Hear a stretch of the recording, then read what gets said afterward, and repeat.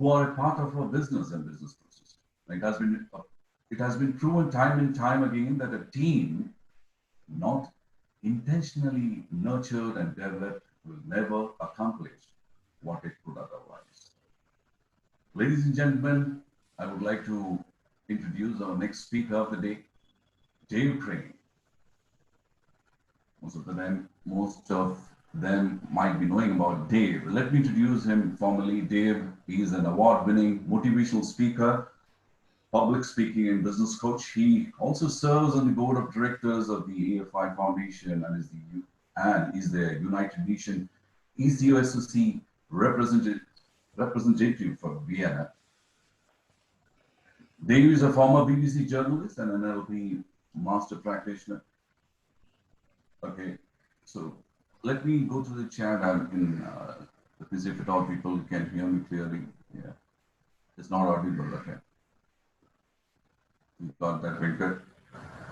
Got that. So let me get into the tone. Let me introduce him. Dave shares his expertise with the global leaders, ministers, C-suite executives, decision makers of entities like United Nations, US, Mexico Chambers of Commerce, and some of the world's biggest brands like Google, Emirates Airlines, HSBC, Visa, P&G, IBM, BP, Samsung, American Express, Schneider, and many more. Dave has had the privilege of working alongside some of the giants of entertainment such as Bruce Willis, James Brown, Sylvester Stallone, Amitabh Bachchan, Hrithik Roshan, all the Indian icons. And he has performed to an audience of over 50,000 people in the stadium. He's very active in the international public speaking circuit, hosting awards, private functions, keynote speaker engagements with NASA and TEDx, industry expos and corporate seminars on a variety of business topics, and has changed thousands of lives. Ladies and gentlemen, let me welcome Dave Crane here for building a super team. That's an awesome topic altogether. Hey Dave, welcome. Thank you, Praveen, and thank you to everybody for being here. I welcome to Asif and Dr. Bhatia and Ashish, and also congratulations to Mehul and happy birthday to Grace Sells. Now, can I make sure before I start that my screen is enabled so I can actually share my PowerPoint? Is that possible? Can you enable my screen so I can share my PowerPoint? It says disabled at this moment in time. Because otherwise it's going to be a very long morning. The most important thing about what I'm going to share with you, by the way, is not going to be just about talking about agility. And the fact is, when we talk about something as simple as who we are and what we do, it doesn't really matter when we talk about what Dave Crane's done, because nobody cares, nobody should care, to be honest with you. The only thing that matters is what Dave Crane can do for you now. So if we can get the ability so I can share my screen, can you enable it, please? Whoever's in charge of it. Sure, Dave. We're just working on it. Thank you very much indeed. Otherwise, all that time spent working on a PowerPoint is a waste of time. Hello to everybody all around the world, by the way. Hello to all the many speakers as well. It's a real honor and a privilege to be here with you. And I always know that as a first opening keynote speaker, I have to say all the things that need to get all the buttons pressed so they're ready to go. And I hope everyone can see me and hear me okay. If you've got any questions, by the way, if I've got time, I'll answer some questions at the very end. So feel free to drop them into the chat area. And if not, you can connect with me later on by going to thedavecrane.com, and all my details are there. And I should be able to answer any questions, any challenges, any thoughts, any comments. We'd love to have that all the way through. And of course, you know, the social media stuff that we're using here at this World HRD Congress broadcast. Again, waiting for somebody to enable my screen so I can actually go live. Otherwise, I'll keep talking and I'll add this onto my timing. So we'll throw the timing out slightly. Thank you. So Praveen, if it's possible for somebody to enable, should be a button on it saying enable other people's screens. Is that possible? It's a permission thing. I can't start unless you let me, and then I press share screen. So anyway, that will happen when it happens. Let's talk about building a super team. The most important thing about building a super team is ultimately wondering, what's your team going to look like? Is your team going to be, oh, there you go, thank you so much. Right, there we go. Let's get us up and running. Wonderful. I'm very excited now. It's going to look quite professional. Right, pretend I haven't said anything, and let's start from scratch. Right, there we go. Perfect. Hi, I'm Dave Crane. You can tell I'm Dave Crane because it says so. And if you'd like to mute your mics as well, that'd be great as well. Thanks, Manoj. Brilliant. Okay, so building a super team. The most important thing about building a super team is wondering, what do you want your team to look like? I mean, would you like to have the Avengers on your payroll? Is that what your super team should be like? Manoj, I can hear you in the background with your cable. Do you want to put mute on? Thank you so much. So do you want to have the Avengers on your payroll? Well, my name is Dave Crane. I'm a virtual broadcaster, which is something that has changed since before. That was me in January, actually. That was me in Mumbai at the World HRD Congress. And you can see me in a tiny little note at the back of the screen, just involving myself and sharing. In the real world, I look like this. Apart from all those screens behind me, isn't the norm. Normally, I'm at home just like everybody else. Now, I'm not going to talk about agility. I know everyone's going to say, but Dave, you're here to talk about it. Yes and no. I want to throw something slightly different at you instead. Instead, I'm going to talk about the fact that this is the age of disruption. Every single thing that we experience, everything we've ever wanted it to be, is completely different from what we really thought it might be. Be prepared to change the game and shake things up. So with that, shaking things up and changing the game is vital. In order to do it, then you have to be thinking about things differently. But there's a warning. Here's your warning. I'm probably going to upset a few people. I know, I'm very sorry, but it's for your own good. My phrase today is go moneyball yourself. And that sounds rude. It's not meant to be. And you may start Googling it as soon as I finish this presentation. There's no need, actually. I'm going to explain exactly what moneyballing yourself actually means. We've got a new economy. We know that. The world is very different. In fact, the old world business model, like it or not, has disappeared forever. People talk about, yeah, you know, when things go back, I'm looking forward to doing stuff again. No, no, no, no, no, no, no. It's not going back. This is it. But it will evolve and it will get better. So just get used to it and enjoy the ride. Hold on to something that's not going to move. Case point is this. Have a look at this screen. Now that is a nice classroom, efficiently putting kids together.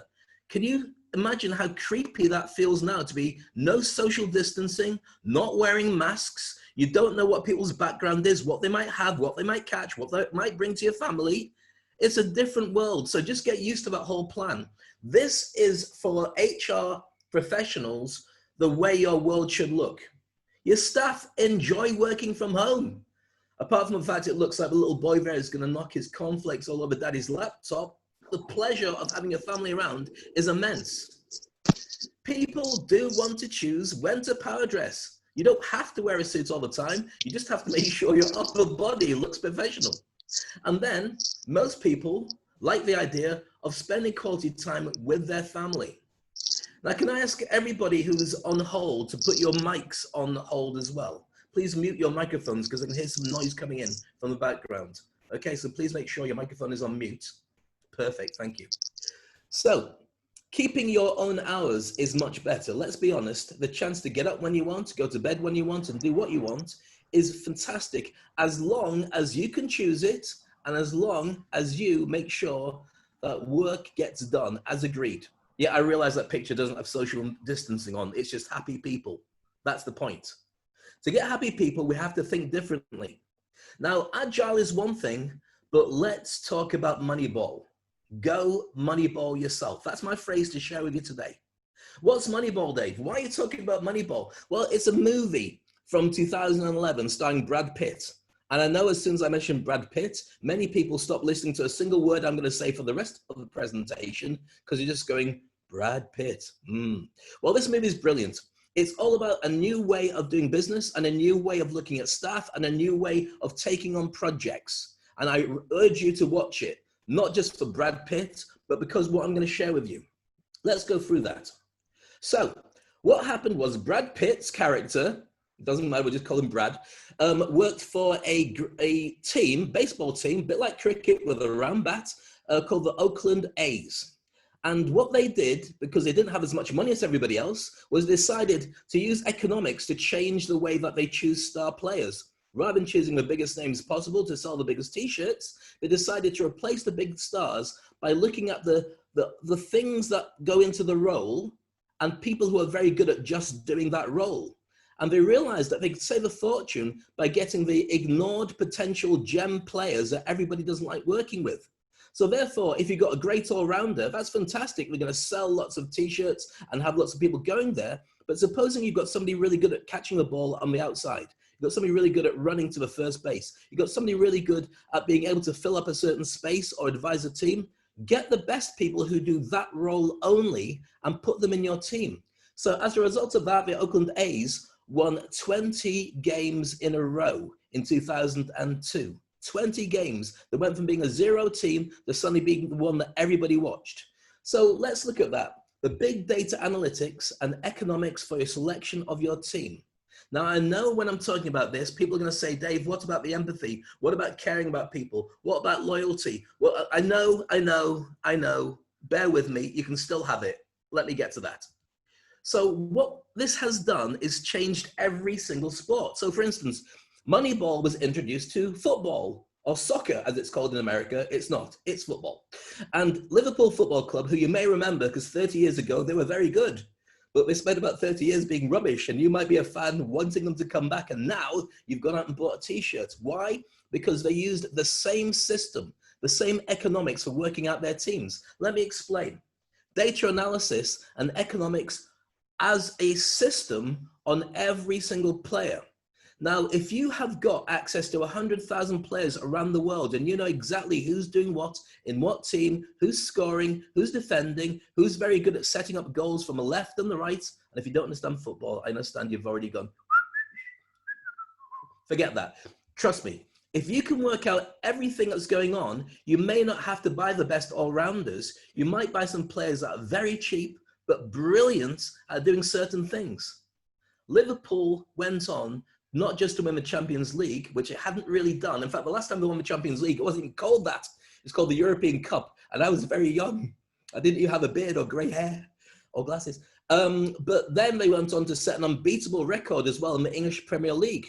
So now you're interested, but you're wondering, okay, sport, big deal. What does that have to do? Why can we talk about Moneyball being introduced to the HRD world? Well, let me explain exactly what that means. It means huge disruption.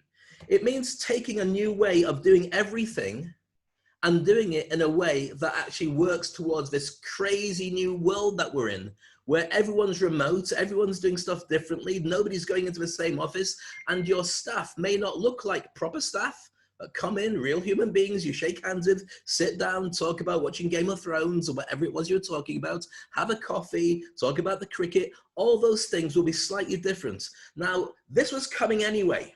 It would have happened in 2 years, but really the pandemic has just speeded up the way that we look at things. Let me explain more. Here's your opportunity. Instead of having an office with 10 people in, or an office with 100 people in, or a building with 200 people in, you can now consider choosing your talent pool from 7 billion potential staff around the world. Since lockdown, I haven't traveled anywhere apart from to a local supermarket to make sure that they've got my cereal. I'm back. In fact, one of my cars, the battery is gone because I just haven't driven it. But I have done gigs all around the world, and I am more connected, and I'm getting more involved in doing more business than ever before because this different world is brilliant for business. So when you do that, you can choose the task. If you look at the US and you look at this screen, you can see that there's 53 million freelancers. Each of them has a different role, different job, but they're all professional. Some do temporary, some do contract, some do a bit on the side of their existing job. You can potentially connect with all of them because the rules are different. So that's kind of interesting. You should be kind of interested and excited, I hope so far. So what's your new challenge? Let me show you exactly what your new challenge is. Your new challenge is this. You have to go from somebody who walks in wearing a nice pair of sandals and a nice suit and asking how everybody is to stepping up your game. You have to become a broadcaster. You have to become a virtual coach. You have to be the cheerleader that brings everybody together, wherever they are, whoever they are. And of course, the usual thing of keeping the bosses happy at the same time. Now, before you faint or go click or go back to watching Netflix, I'm going to share with you some tips on how to make this happen.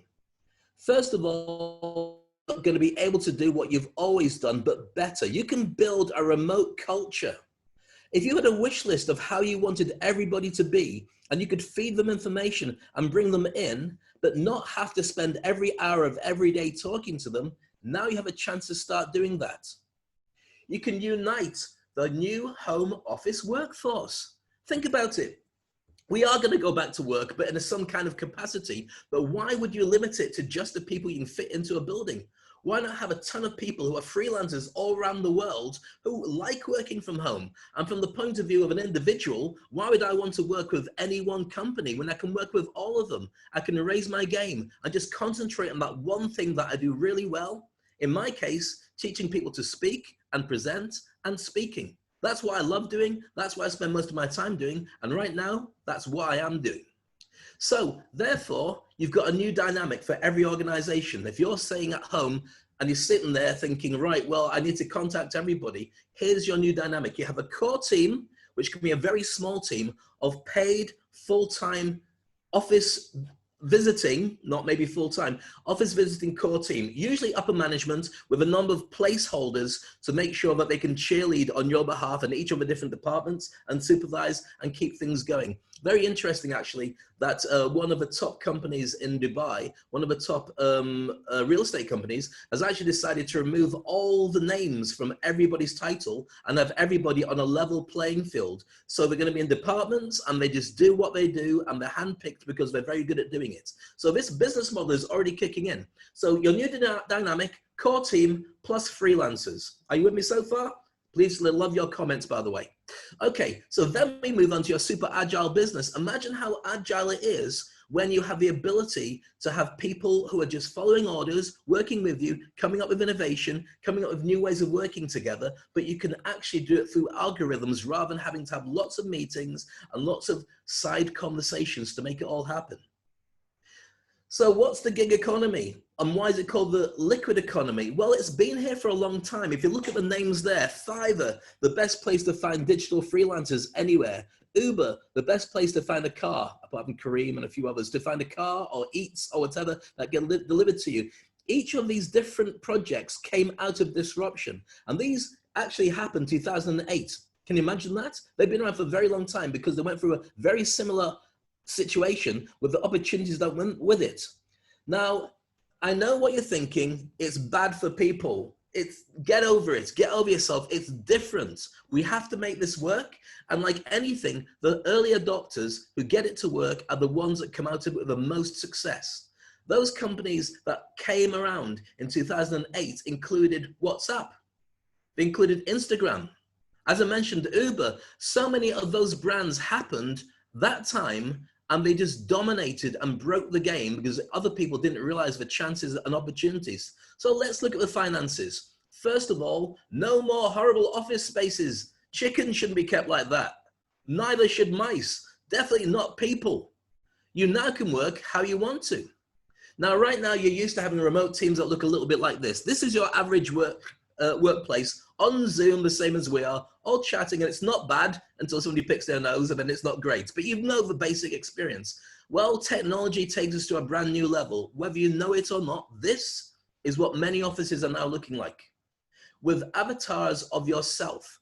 Evolving technology means that with artificial intelligence, with augmented reality, with virtual reality and mixed reality, and if I've just said to you phrases that sound like blah, blah, blah, blah, blah, then Google them and you'll go, oh my goodness, this is so exciting. Yes, it is. Star Trek, Star Wars is here already. And you are waiting for the office guy to open up the door again so everyone can sit down at desks. I'm doing gigs that look differently. This is an office meeting. Nowadays, for many organizations, and you can see the names of the people's heads, depending on where you're looking. This is my gig. This was me a couple of weeks ago with Dell, and every single person in that auditorium was virtual from a laptop, and I could see the names of everybody. They could chat to me if I opened their microphones, they could move around, they could clap, they could do a ton of things.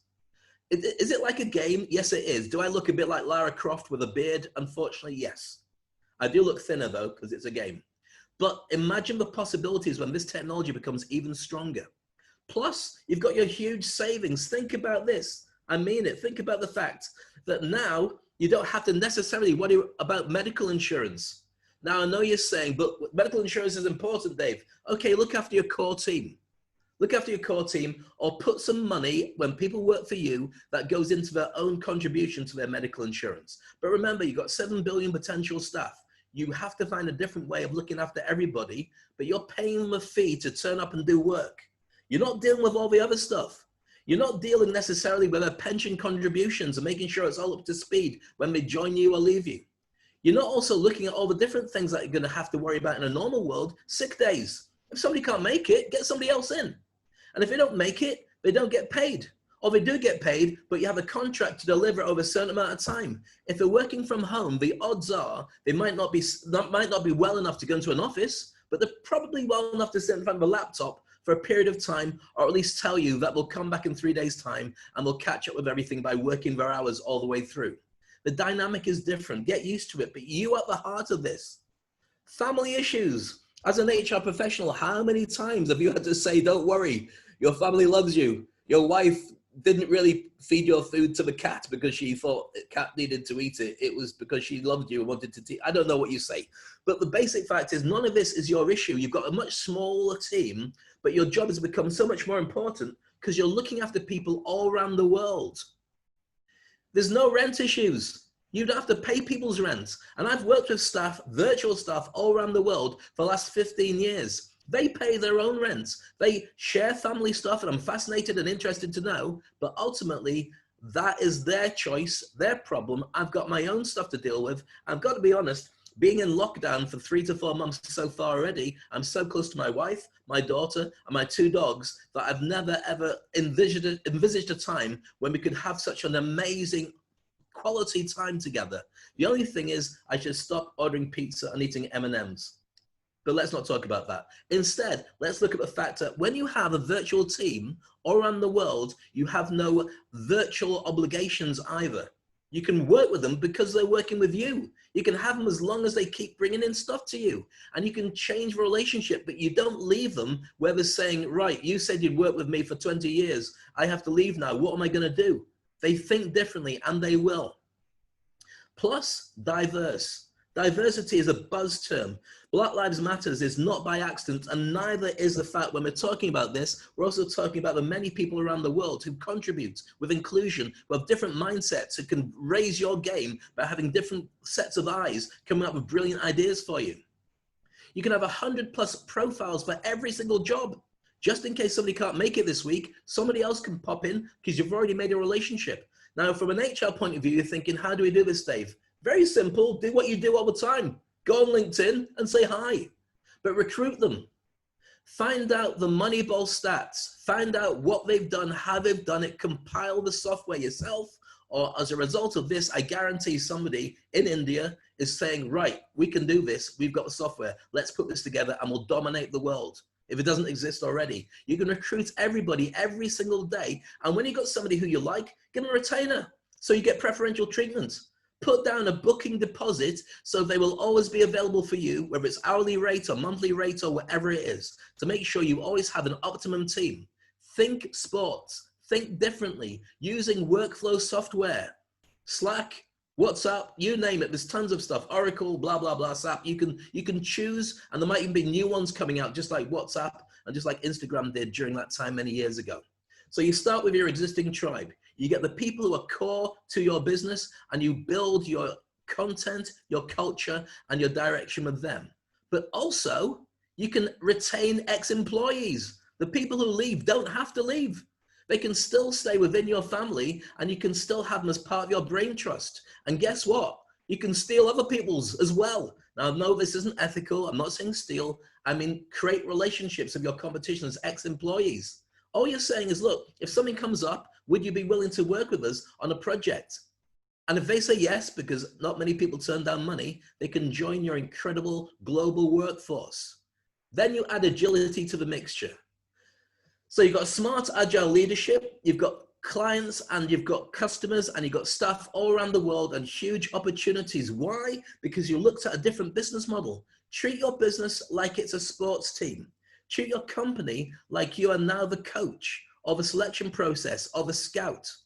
Now, some people are going to have lots of questions and I'm happy to answer them, but we've got limited time. So I promised I would talk a little bit about agility. Okay, agility, 5 things you've got to know. And I'm going to say it now so I get it in before everybody else who's going to say it all anyway. First of all, number 1, it's all about people management. Make small, accountable teams that are flexible and able to deal with every issue as it comes up. Number 2, and by the way, if you're taking screenshots, you can go back over it. And I know there will be a recording. So you can see the recording and slow it down so I go, and then you can hear exactly what I said in your own time. Number 2, faster systems, use big data and use smart tech. It's out there, it's being created, it's evolving, start using it. You don't have to keep it all in your head or on your laptop. When you do it right, you can change normal functions that take months of recruitment into just hours. Seriously. Number 3, adopt a new mindset. You have to think differently. Your new mindset is crucial to this. Otherwise, if you dig in deep, you will be replaced like everybody else in this new economy. Empower decision makers. Create nimble projects. Really, this is the way that things are going. Can you see the opportunities of how your business will grow? Number 4, it's all about the C-suite. Of course, it's always all about the C-suite. That's why we call themselves the C-suite. But the personalities that drive this will be the people here.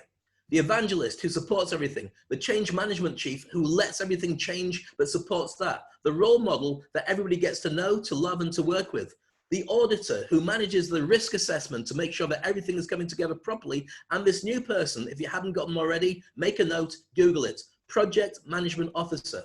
They're the ones who are very key to this because ultimately every part of your agile assessment will go through them selecting the best teams, the best stats, and the Moneyball project as it needs to be.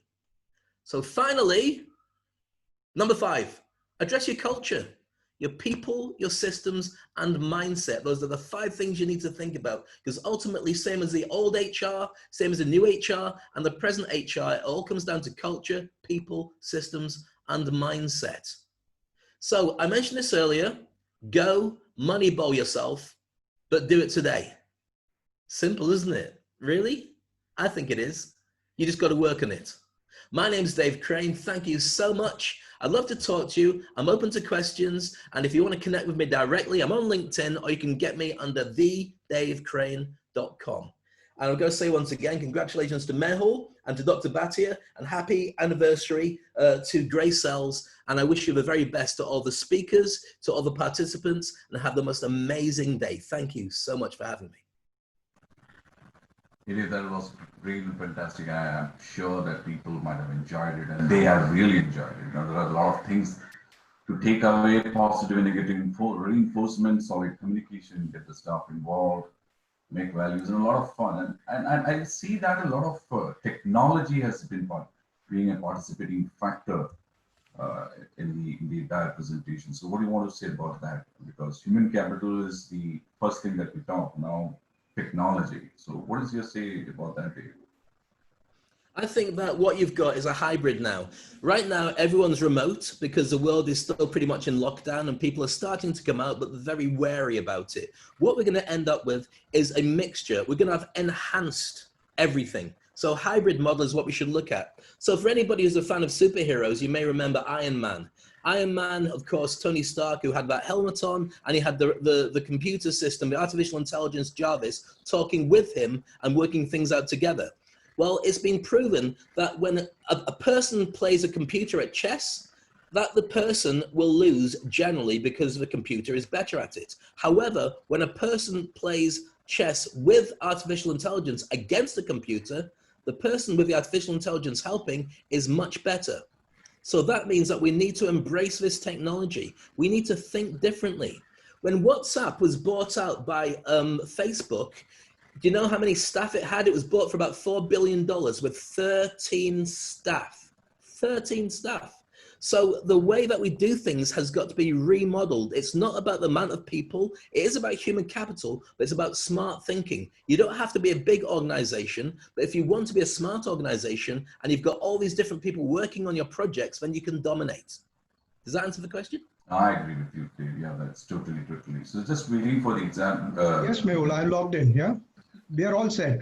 You can see me also, right? Okay. Sure. Thanks. Yeah. So they, Glad to have you because there. of sorry for that. I mean, because of the positive time, I'm sure that people would like to connect with you, and I'm sure that you have given your coordinates, and people would more likely come and chat with your email address and the telephone numbers mentioned on the website. So And LinkedIn as well. and LinkedIn as well. And thank you very much, Dave, for coming us and gracing this occasion. We are very much happy to see you here, and thank you for that wonderful session, Dave. Thank you very much. It's been an honor. Thank you, Praveen. Take care. You too. Thank you. Thank you, Dave. It was a great session. Thank you.